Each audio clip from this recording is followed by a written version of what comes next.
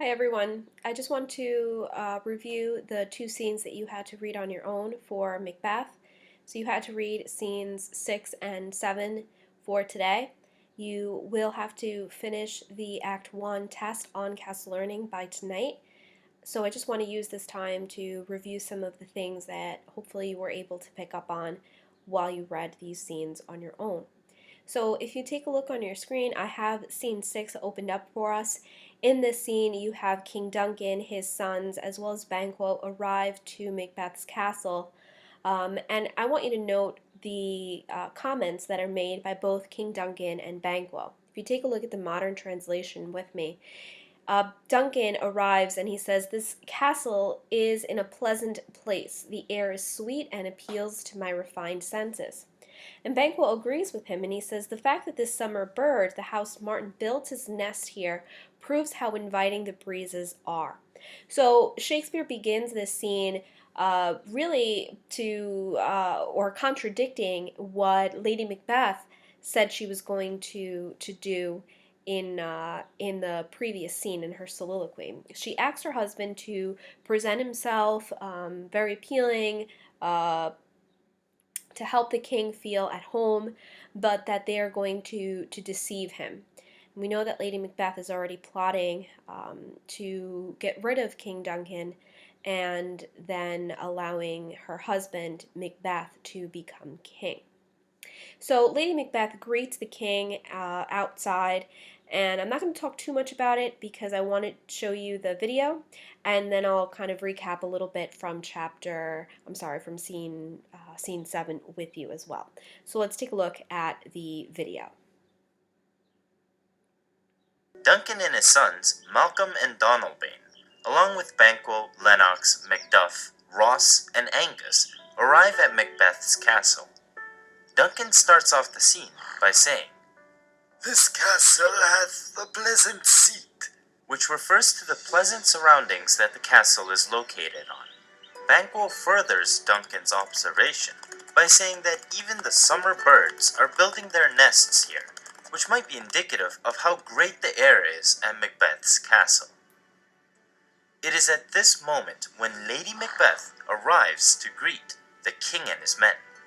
Duncan is pleased to see Lady Macbeth and says that although love sometimes brings troubles, people still welcome the love that is accompanied with all the troubles that follow it. Thus, Duncan says that he hopes Lady Macbeth would welcome the trouble of having him over for the night, since he comes with love for both Macbeth and Lady Macbeth. Contrasting completely from her inner thoughts, Lady Macbeth behaves humbly and says that even if she were to do 4 times the amount that she is doing for Duncan, it is nothing compared to the honors that have been bestowed upon her house. Duncan moves on to ask where Macbeth is, and claims that he and his men followed Macbeth as fast as they could, but they could not catch up to Macbeth. Duncan wrongfully believes that Macbeth was in a rush to return to his castle because of the love that he must have had for his king. The scene ends with Lady Macbeth taking Duncan in to meet with her husband, Macbeth. That was the end of scene 6. The next scene that you had to read for homework is scene 7, and in this scene you had to analyze Macbeth's soliloquy. And hopefully as you read, you started to understand a little bit more about Macbeth. Although many people believe him to be this brave warrior, he doesn't seem very confident with himself. And so what we see in this scene is how Lady Macbeth really drives her husband to do a lot of the things that she wishes him to do. So what I want us to do is just to briefly look at the summary video for scene 7, and then we can finish for today.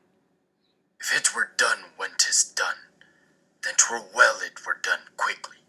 Having a moment to himself, Macbeth starts to think that if killing the king is all he has to do, then perhaps it's best to murder the king quickly and just move on with life.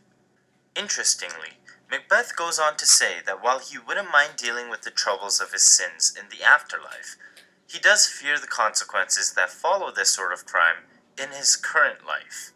He also realizes that King Duncan is a king that is loved by his people so much that everyone would feel the pain of his death. Macbeth concludes to himself that if it were not for his own ambition to become king, there would be no other reason to murder Duncan.